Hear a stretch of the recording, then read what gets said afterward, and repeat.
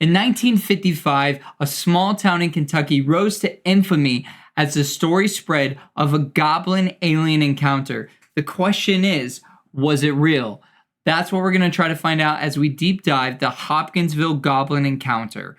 Roll intro. Ask questions later, shoot first. A strange glow approaching them. This whole debacle. What the hell is going on? Runs right up to them, near impossible misses 3 flying saucers himself. Basically, skeptics believe the entire encounter we're going to talk about tonight all takes place on this small farm, which was kind of near the towns of Kelly and Hopkinsville in Kentucky. This encounter is often called the Hopkinsville Encounter or the Kelly Hopkinsville Encounter. And that's why, because of the 2 towns that it's near, farm wasn't in either of these towns, it was just really close to it. But the night of the encounter, there is a total of 11 people at the farm. There are 8 adults and 3 children, and I can go over who they are really quick. So you have Glennie Langford, grandma. Then you have her son, J.C. Sutton, and his wife, Aline Sutton. And there are 3 children, Lonnie, Charlton, and Mary. Then you have Elmer Sutton and his wife, Vera Sutton, and they're there. And then you have O.P. Baker. And then visiting, you have Billy Ray Taylor and his wife, June Taylor. Now, Billy Ray Taylor was apparently really good friends with the Suttons, and he was the owner of the property that they were living on. So he would often come and stay with them and visit them with his wife and hang out with the family. And the encounter starts actually with him. And before we get into the story, there's a few things I like to note about the farmhouse.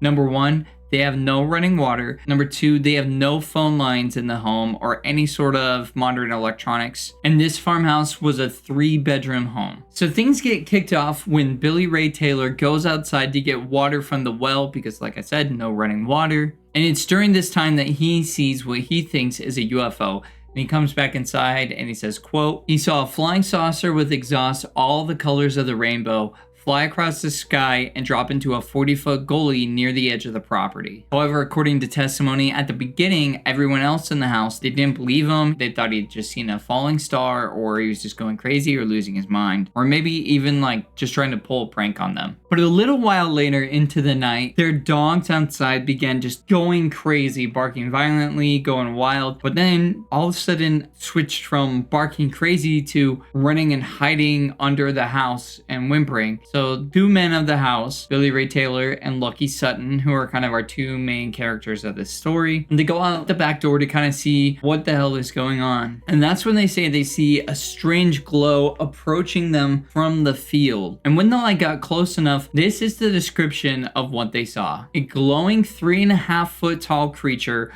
with a round, oversized head. It had large eyes that glowed yellowish, and the arms were long, almost extending to the ground. And the hands on these long arms had big talons on them. And they say that the entire creature kind of seemed to be made of like a silver metal, whether the creature was actually made of that or it was wearing a suit.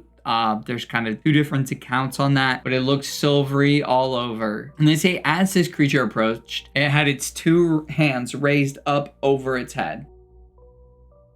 Now, Billy and Lucky respond like any normal guy would. They ran and they grabbed their Pepsi. No, they didn't. They went and they grabbed their guns, but I gotta slide in Pepsi in every YouTube video somehow, you know what I mean?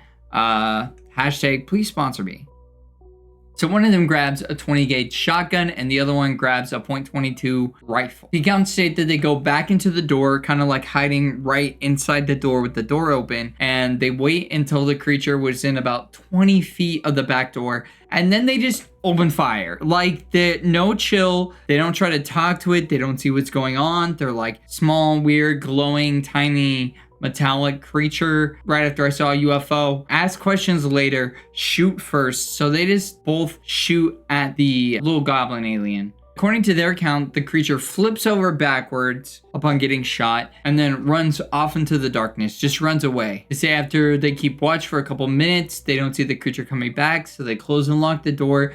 They go back into a little living room, only to when they look outside the window, there's another one in the window, right? Like peering in through the window. Both of them, again, shoot at it through the window. They say that the creature gets flipped over and knocked back, and then they can't see it through the window. So the two of them, despite the fact that they just shot the first one and it was fine enough to run away, this time they're like, surely we killed one, right? Surely that was enough to kill it. So they decide that they're just gonna go outside and see if there's a dead body, which isn't the response I would make. I would probably stay inside a whole lot longer. But they're instantly like, okay, let's just go outside then. So the two go outside and Billy Ray's in the front. And I guess as he's walking out, he feels something reach down and touch him on top of the head. It said that the people behind him yell and scream at him and grab him and pull him back inside because they said it was the arm of one of the aliens and its talons like graze through his hair, and they yank him back inside. At this point, he's allegedly been touched by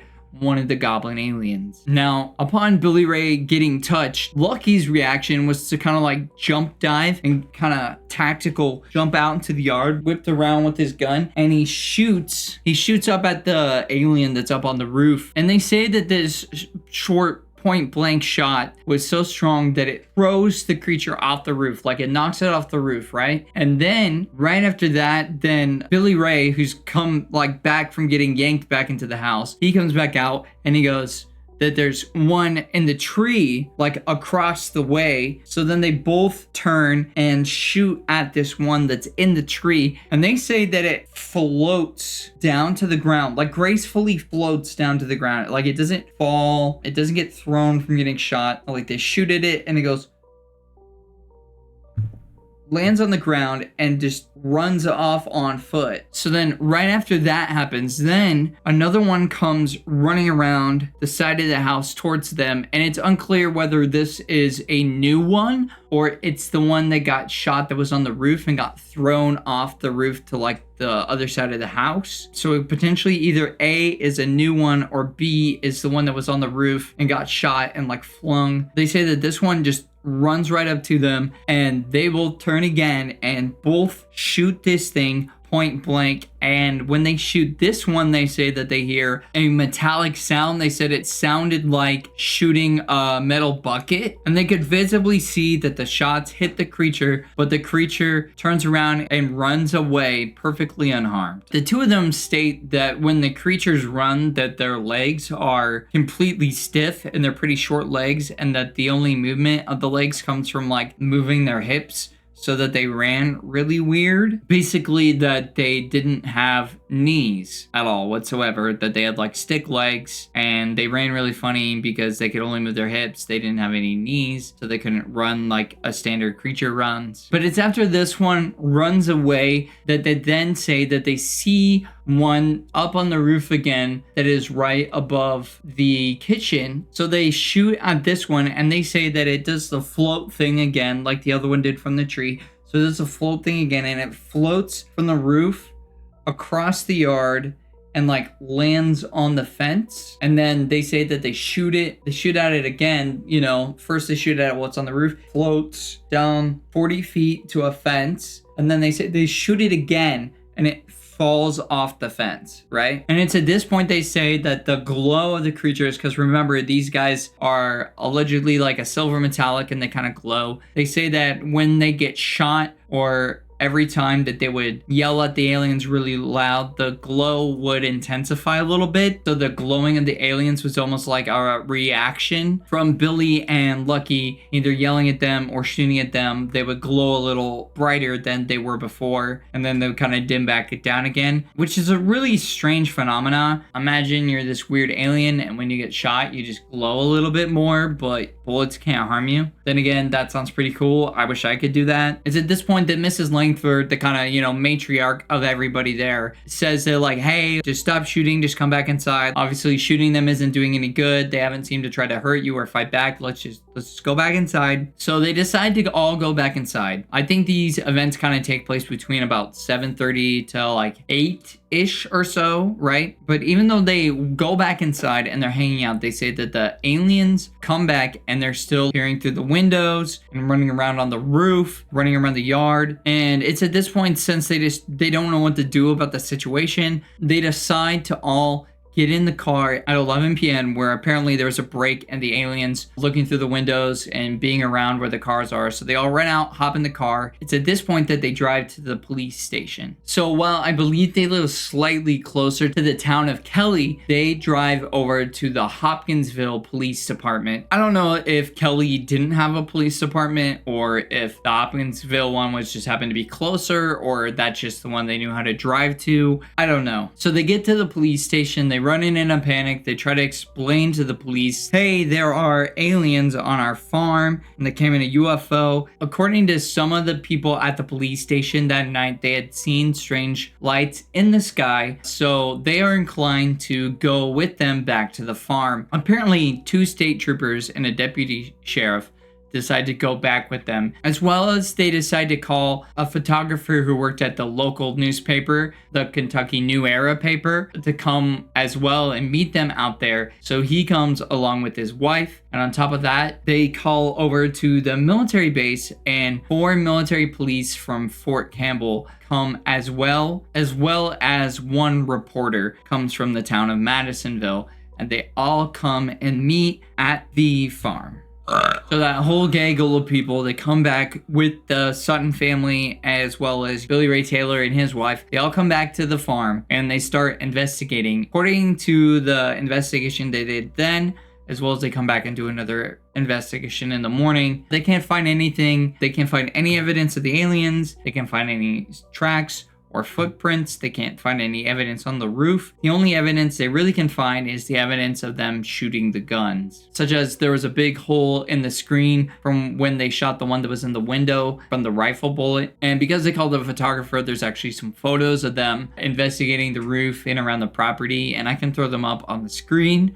It's pretty cool that they got photos that night, like literally like at 11:30 p.m. to midnight-ish, they get photos of what's going on and what's happening. Apparently, even though they're struggling to find anything, they're taking this investigation extraordinarily seriously. And apparently at one point during this investigation time, somebody steps on the tail of the cat and the cat screams and everybody gets scared and everybody whips their guns out. And everyone was in a major panic. But other than that, there really wasn't anything notable that happened. And it said that the investigators and the reporters and all the police, they all leave at around 2:15 a.m. And once again, it's just the Suttons and Billy Ray Taylor and his wife back at the house alone. At this point, they feel pretty calm, especially since the investigators couldn't find anything. Nobody had seen anything for several hours. The Suttons decide to just try to go to bed. But it's at this point when they try to go to bed, Mrs. Langford, the grandma of the group, looks out the window,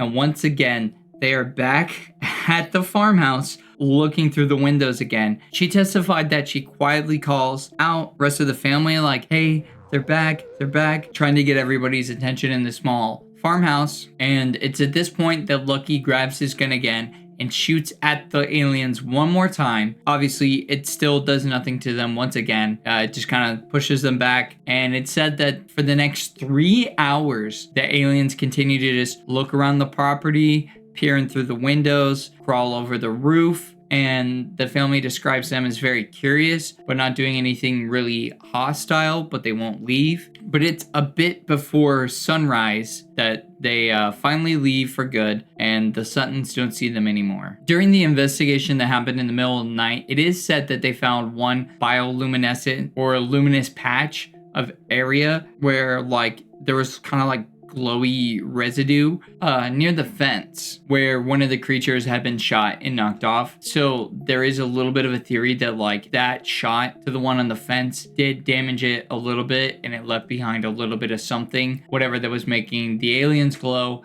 was left behind and made the area around the fence glow for just a little bit, but it didn't last very long, and apparently it was gone by the next night. So it was just that evening. The family saw it and the police saw it, and that is part of the testimony. But the next morning, after everyone but the Suttons get a good night rest, the police come back to do another investigation in the daylight where they can see better. Because you got to remember, this is 1955. The ability to investigate in the dark out in the middle of nowhere isn't quite as good as it would be today. They hadn't invented LED lights and lamps yet, so you were stuck with those crappy flashlights or candles, and neither of those are really the best in the world. And while they looked everywhere, they could not find any more evidence of the aliens or the alien encounter at all whatsoever. The only evidence they could find was that account of the glowing stuff and then the bullets that did damage to the house. So there was evidence of them shooting, and there was the little glowing stuff, and there was no other evidence at all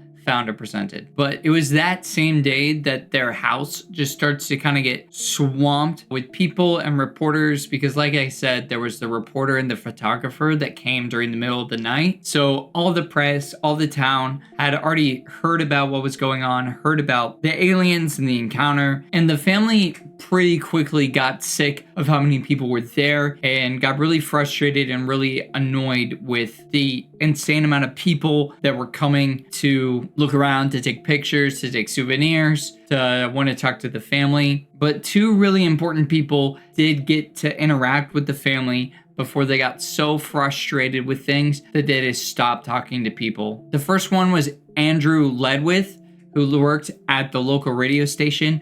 And he came out and talked with the family, and he's the one who did all the sketches that day, drawing what the family described that they saw and interacted with. So that's where most of the drawings come from, and all future drawings were based on were his drawings that day. And the other person that got them to do an interview before was Isabel Davis, who would then go on with a little help from Ledwith to write a book which was called The Close Encounter at Kelly and Others of 1955. And apparently so many people were coming to the Sutton farm, and so many of their belongings were getting stolen by the amount of people coming, that they started to charge admission to come to the farmhouse and to look around. And this kind of frustrated most of the people who wanted to just kind of come and look around. And this not only kind of destroyed the goodwill with the town that they had, but it also kind of kept people from continuing to try to come and snoop around and look around and take things. And apparently this whole debacle became such a big thing that they ended up moving away about 10 days after the incident. So this was so life-altering for them. They ended up having to just leave and start over somewhere new. And that kind of wraps up the account of the story. So you might be asking, is there a more rational explanation for this and what happened other than these were little alien goblins and they were invincible to bullets and metallic and just wanted to snoop around a farmhouse for an evening? There is a pretty cohesive narrative that's put forward by skeptics and people who do not believe in aliens. We're going to go over it. Basically, skeptics believe that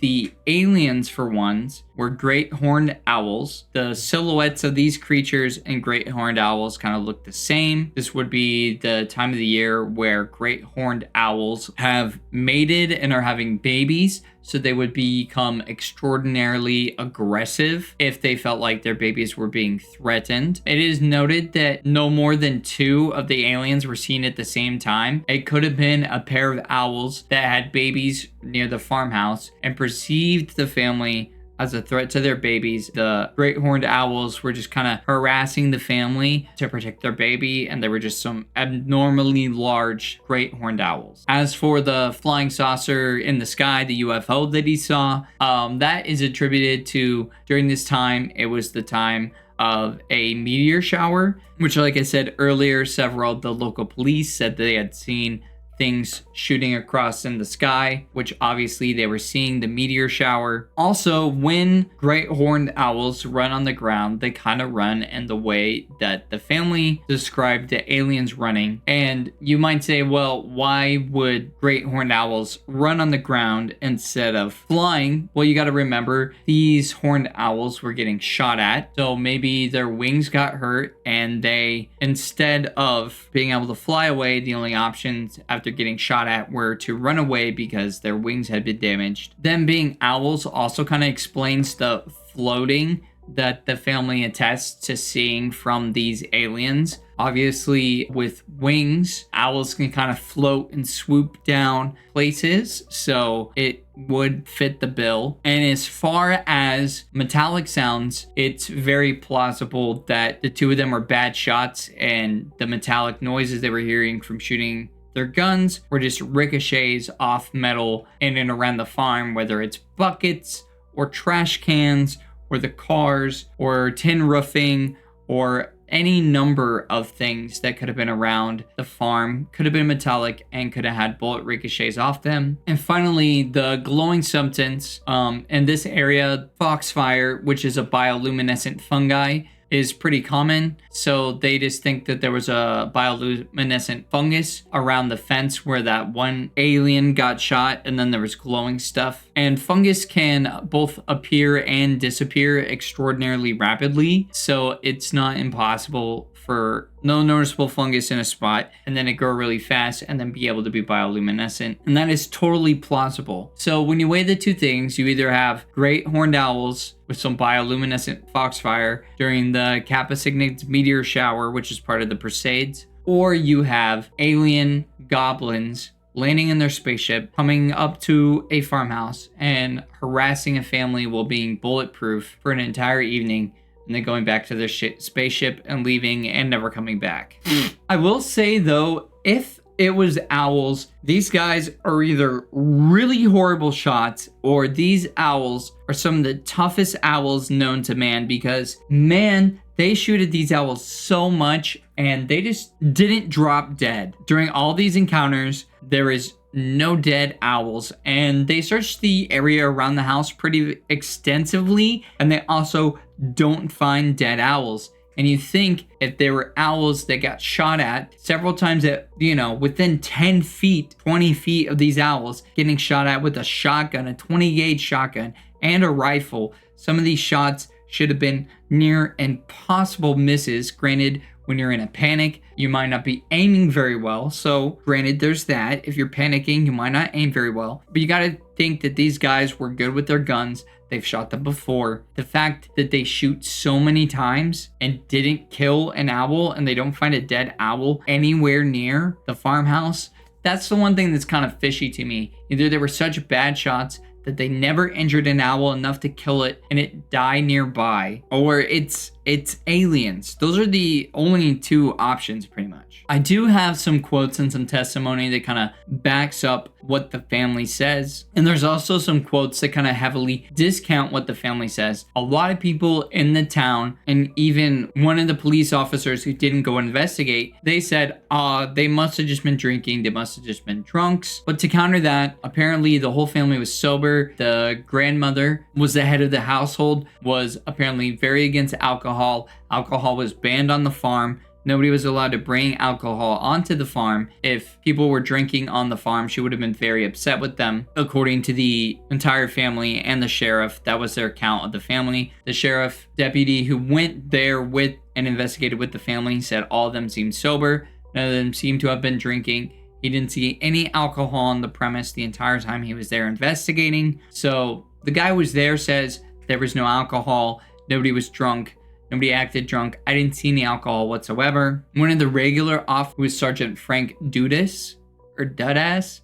I don't know how you're supposed to say that. Well, he met with the family when they came to the police station, but didn't go back to the farmhouse. He said that he had saw 3 flying saucers himself, and while he didn't go with the family or see what they saw, he fully believed them and believed that their tale was true because of the things that he had seen during the same time period. And he said, I think the whole story is entirely plausible. I know what I saw, and if I saw saucers, then the Kelly story could definitely be true. An interview with the grandmother, Glennie Langford, much after the fact, said that they told lies about us, and she was very upset and lamented the fact of all the rumors that people spread about them being drunks and alcoholics when that wasn't the case. She said that she knew what she'd seen. They looked like a 5 gallon gasoline can with the head on top and small legs. And she said that they were shimmering metal, bright like her refrigerator. So when you have like a steel metal polished refrigerator and you shine light onto it, she said it looked exactly like that, but this just little creature. But local residents around the town who were interviewed after the sighting happened, quote, said that the Suttons were a very quiet and trustworthy family. They were very strict religious Christians who believed in the Bible. None of them cursed. None of them drank. They were all very upright, stand-up citizens who also rarely went to the police for anything. They were very much do-it-yourself, handle-it-yourself kind of people. So the fact that this like straight-laced, God-feeling, well-capable family was so terrified that they decided to run to the police for help. It was very out of the ordinary for this family that the town knew pretty well. And I'd like to end out on this quote about the grandmother, Glennie Langford. And here it is. A look of stark, horrendous fear would come across her eyes every time she gave the testimony to the local police chief. As far as the townsfolk were concerned, this definitely was not a hoax. Were they aliens from Mars? Who knows? But at least to this family, what they went through to them was real. But that's the story. That's all I got for you today. Thank you so much for watching. Don't forget to hit like and subscribe. Comment below things that you would love to hear me talk about in the future videos, whether it's aliens, cryptids, cults, conspiracies, crimes, you name it. I'm on it, and I'll see you next time. Bye. That was good. That was good. That was good. I think we go with that one.